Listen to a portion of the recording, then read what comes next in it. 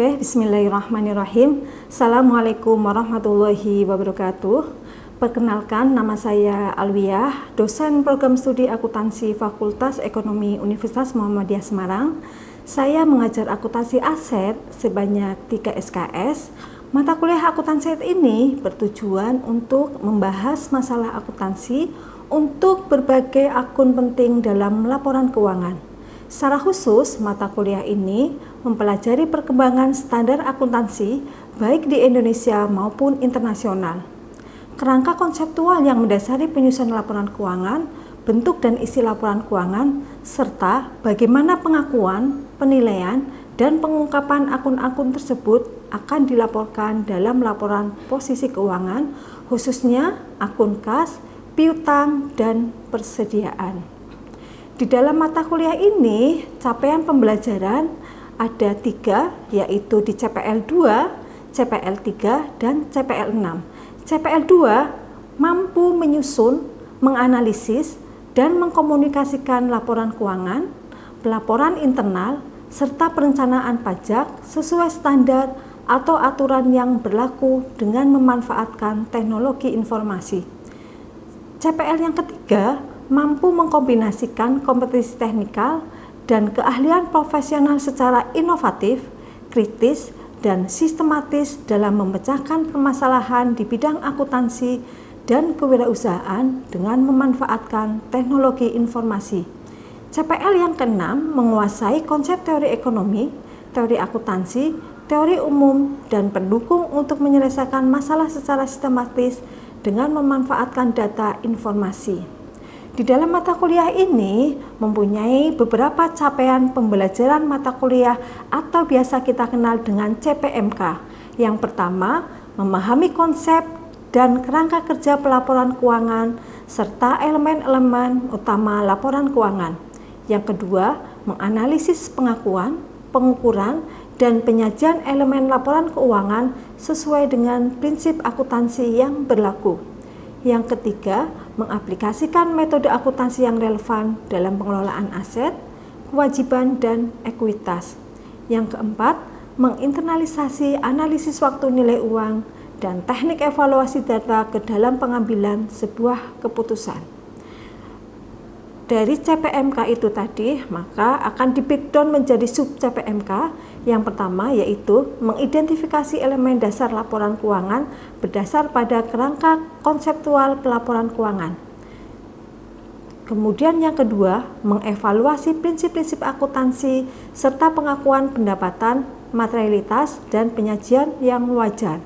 Yang ketiga, menganalisis pengakuan dan pengukuran elemen laporan keuangan seperti pendapatan, beban, aset, dan kewajiban. Yang keempat, menyusun laporan keuangan utama sesuai dengan standar akuntansi yang berlaku. Yang kelima, menerapkan metode akuntansi dalam pengelolaan persediaan, aset tetap, dan aset tak berwujud. Yang keenam, mengaplikasikan konsep waktu nilai uang untuk pengakuan, pengukuran, dan penilaian aset serta kewajiban. Ketujuh, menggunakan teknik evaluasi data untuk mendukung pengambilan keputusan yang berorientasi pada pelaporan keuangan. Untuk mata kuliah akuntansi ini mempunyai beberapa kriteria penelitian. Di antaranya adalah keaktifan, kita beri persentase sebesar 20%, tugas dan kehadiran sebesar 20%, untuk ujian tengah semester dan ujian akhir semester adalah sebesar masing-masing 30%, sehingga total keseluruhan persentase untuk penilaian adalah sebesar 100%. Demikian yang dapat saya sampaikan untuk mata kuliah akuntansi aset. Kurang lebihnya mohon maaf. Assalamualaikum warahmatullahi wabarakatuh. Oke, assalamualaikum warahmatullahi wabarakatuh. Waalaikumsalam warahmatullahi wabarakatuh. Sehat semua adik-adik mahasiswa? Alhamdulillah. Oke ya, hari ini kita akan melanjutkan materi terkait dengan laporan posisi keuangan. Ya, mungkin adik-adik mahasiswa sudah pernah memperoleh mata kuliah pengantar akuntansi, karena di sini untuk laporan posisi keuangan itu bagian daripada mata kuliah akuntansi aset. Yang mana akuntansi aset itu ada di dalam pengantar akuntansi, gitu ya. Jadi laporan posisi keuangan ini menunjukkan ya, kalau Anda lihat di laporan keuangan ada yang namanya neraca ini terdiri atau di sebelah kiri ada aset atau biasa kita kenal dengan aktiva, ada namanya pasiva, gitu ya. Aset itu sendiri terdiri dari aset lancar dan aset tidak lancar. Oke, ya. Yang termasuk di dalam aset lancar apa saja? Oke, kas. Kemudian apa? Peralatan. Tadi yang termasuk di dalam aset lancar ada kas, persediaan, dan peralatan. Kemudian selain aset lancar ada yang namanya aset tidak lancar. Dan nanti di sini ada aset tidak lancar, itu ada aset apa? Berwujud dan aset tidak. Oke, kalau saya tanya, yang termasuk aset berwujud apa saja? Oke, tadi ada yang bilang tanah, terus gedung, kendaraan, mesin, ya. Ini masuk ke dalam aset berwujud, ya. Karena ini namanya berwujud, berarti secara otomatis ada wujud fisiknya, kan begitu ya. Kemudian selain ada aset berwujud, juga ada aset tak berwujud. Yang termasuk ke dalam aset tak berwujud. Oke, hak paten di sini ya. Hak paten. Kemudian merek dagang. Kemudian goodwill. Terus apa lagi? Hak cipta. Ini kita baru membicarakan yang namanya aset. Kalau orang bilang, berarti kalau kita berdiri masih jomplang gini ya. Biar begini, berarti harus tahu sumber perolehan pendanaannya, atau kita biasa kenal dengan pasiva. Pasiva itu sendiri ya diperoleh dari mana saja? Dari kemudian liability atau liabilitas ya. Liabilitas atau biasa kita kenal hutang terdiri dari hutang jangka pendek dan hutang jangka panjang. Pertanyaan saya adalah sebenarnya ya, ini atau biasa kita kenal dengan laporan posisi keuangan ini sebenarnya digunakan untuk apa sih? Ada yang tahu untuk apa? Kalau Anda calon investor, coba. Apa? Ada yang tahu? Nah, ya, tujuan utamanya adalah memberikan informasi tentang posisi keuangan dalam hal untuk membantu pengambilan sebuah keputusan, kan begitu ya. Ketika mau mengambil sebuah keputusan, kira-kira biasanya orang akan melihat di mana? Atau calon investor biasanya akan melihat di mana? Biasanya ini ya, liabilitasnya bagaimana? Apakah hutangnya banyak? Kalau hutangnya banyak, Anda sebagai calon investor gimana? Ragu nggak untuk menginvestasikan uangnya?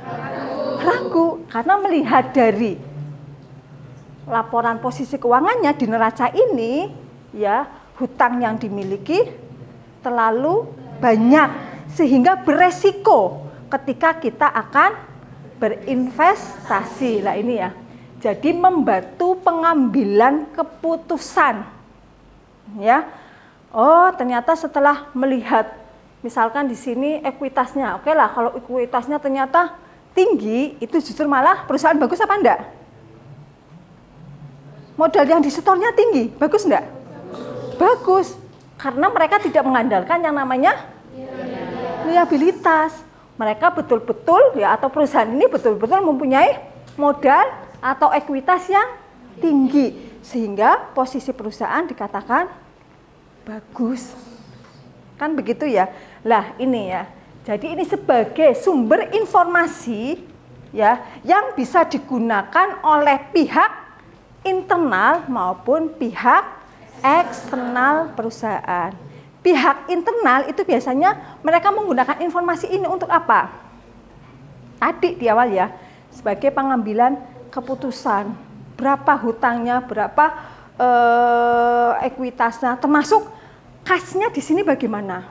Apakah kas di dalam perusahaan ini banyak yang dongkro, artinya di situ tidak bisa memanfaatkan kas sebaik mungkin, atau justru kasnya ini efektif? Ini juga sebagai pengambilan keputusan untuk internal perusahaan. Kemudian kalau eksternal perusahaan, siapa saja coba yang membutuhkan informasi ini? Oke, calon investor ya. Ini juga membutuhkan posisi laporan keuangan. Kemudian selain investor, siapa lagi? Pihak eksternal. Ada kreditor atau bank. Dalam hal ini ya, bank akan memberikan kreditnya ketika laporan posisi keuangan ini memungkinkan untuk diberikan kredit, kan begitu ya. Melihat di sini juga. Betul tadi Masnya bilang pemerintah. Pemerintah juga membutuhkan informasi ini. Karena apa? Pajak. Setiap perusahaan, baik perusahaan perorangan maupun nanti bentuknya adalah PT, CV ya, itu pasti akan membutuhkan yang namanya informasi laporan keuangan. Berapa sih ya pajak yang harus dibayar? Ya ini melihatnya di mana? Laporan posisi keuangan adanya di mana? Oh, labanya harus. Nah, melihatnya di laporan laba rugi. Dari laporan laba rugi itu nanti akan dikenakan pajak sebesar sekian ya, ketika di situ ada untung yang diperoleh oleh perusahaan. Sampai di sini jelas? Kenapa kemudian laporan posisi keuangan itu sangat dibutuhkan ya. Lah ini tadi sudah saya sampaikan beberapa struktur daripada laporan atau struktur utama laporan keuangan tadi ya, sudah saya sampaikan di sini ya. Ada aset, ada liabilitas, ada ekuitas. Lah ini ekuitas ini ya, Anda kalau nanti saya doakan mudah-mudahan semuanya jadi investor ya. Amin. Ini ya, ekuitasnya harus disoroti di sini. Kalau ekuitasnya bagus, tinggi, ya berarti perusahaan relatif bagus. Begitu juga sebaliknya. Kalau liabilitasnya tinggi atau banyak, ini juga harus warning di situ kita sebagai investor. Kan begitu ya. Kita kan nggak kepengen ya uangnya hilang begitu saja ya, tanpa adanya evaluasi di sini. Jelas? Sampai di sini ada pertanyaan? Saya mau bertanya, Bu. Iya, oke. Sebutkan nama ya. Iya. Saya Safik mau bertanya, Bu. Apa tujuan dari pelaporan keuangan? Tujuan dari laporan keuangan. Ada yang tahu coba sebelum saya menjawab, teman-teman di sini? Salah satunya adalah untuk pengambilan sebuah keputusan. Pengambilan apa? Tadi ya, para pemakai ini ya akan mengambil sebuah keputusan. Tadi pemerintah, berapa sih pajak yang harus dibayarkan? Ya. Kemudian calon investor, kira-kira perusahaan ini layak nggak untuk kita investasi? Kan begitu ya. Kemudian kalau kita sebagai posisinya sebagai seorang manajer, kira-kira ya perusahaan kita itu kinerjanya bagaimana? Sehat ya atau sebaliknya? Kalau seperti itu berarti di posisi keuangan melihat sehat atau tidak di mana? Laporan laba rugi. Oh, ternyata perusahaan kita itu mengalami kepailitan. Ya kan? Ya, kayak seperti kita ini Indonesia itu kan sedang semuanya harus serba efisien. Perusahaan pun sama, harus melakukan efisiensi ketika ada tanda-tanda kepailitan ya. Beban-beban atau biaya apa saja yang kira-kira bisa diminimalisir. Bahkan bisa dibuang biaya tersebut kalau memang biaya itu dirasa tidak berguna. Ya. Oke, Mas Safik ya. Terima kasih atas pertanyaannya. Yang lain? Oke, selain Mas Safik ada yang bertanya? Mungkin Saya, Bu. segini ya. Oh iya. Oke, silakan. Sebelumnya perkenalkan, nama saya Fitri. Saya ingin bertanya, apa saja komponen yang terdapat dalam laporan posisi keuangan? Komponen yang ada di laporan posisi keuangan. Coba lihat di depan, ada nggak tuh komponen-komponennya? Ada. Apa saja yuk? Jangan saya yang jawab ya, teman-teman. Ada apa saja? Nah, ini ya. Ada aset apa? Lancar, kan begitu ya. Kemudian ada? Kemudian ada? Aset tak berwujud. Kemudian sebelah pasifannya ada? Ekuitas, liabilitas. Saya sering mengingatkan ya, kalau nanti di sini ada saham, ya, kemudian juga sebelah sini ada saham, Anda tidak boleh bingung. Ya, saham di sini adalah penerbitan saham dalam rangka untuk mencari modal. Ya, maka perusahaan menerbitkan saham. Ya, ini kira-kira tadi ya mau pilot nih. Wah, kita butuh modal misalkan 1 miliar misalkan. Maka perusahaan akan menerbitkan saham sebesar kebutuhan yang diperlukan oleh perusahaan. Sedangkan kalau saham di sisi pasifa adalah surat berharga yang memang ya dibeli oleh perusahaan dalam rangka untuk berinvestasi. Dari investasi itu tadi ya perusahaan akan memperoleh yang namanya dividen atau keuntungan yang diperoleh perusahaan. Ya, Mbak, jelas ya. Jadi ya ini komponennya ya ini. Ya. Ada aset lancar, aset tak berwujud, aset berwujud, ekuitas dan liabilitas, termasuk saham di sini, termasuk ada obligasi, kan begitu ya. Jelas ya kalau obligasi ya. Obligasi juga sebenarnya sama ya. Liabilitas atau surat hutang yang nanti diterbitkan oleh perusahaan-perusahaan yang berhak bisa menerbitkan obligasi. Oke, ada lagi selain Mbak Fitri? Saya Ibu izin bertanya. Perkenalkan, nama saya Ize, izin bertanya. Dari komponen-komponen aset lancar tersebut seperti kas, persediaan, dan peralatan, mengapa sih ketiganya itu dapat diklasifikasikan sebagai aset lancar seperti itu? Coba ada yang tahu karakteristik daripada aset lancar? Ada yang tahu? Aset yang umurnya tidak sampai 1 tahun, tidak di atas 1 tahun. Aset yang umurnya itu masuk yang mana nih? Peralatan. Hah? Aset lancar. Aset lancar. Aset lancar umurnya tidak lebih dari 1 tahun. Yang jelas karakteristiknya adalah biasanya memiliki umur ekonomis. Kemudian kalau bentuknya adalah aset lancar, biasanya mereka mempunyai apa? Dapat dinilai enggak secara nominal? Bisa. Itu salah satu karakteristiknya, Mbak. Jadi bisa dinilai secara nominal, mempunyai umur ekonomis. Terus kemudian biasanya di situ nanti karakteristik yang lain adalah kalau bentuknya adalah bangunan, berarti ada wujud fisiknya. Itu ya Mbak ya. Jadi beberapa karakteristik daripada aset diantaranya itu. Oke, saya cukupkan sampai di sini. Silakan untuk pertemuan berikutnya bisa belajar terkait dengan materi yang selanjutnya ya. Saya cukupkan sampai di sini, kurang lebihnya mohon maaf. Assalamualaikum warahmatullahi wabarakatuh. Waalaikumsalam warahmatullahi wabarakatuh. Terima kasih telah menyaksikan video saya.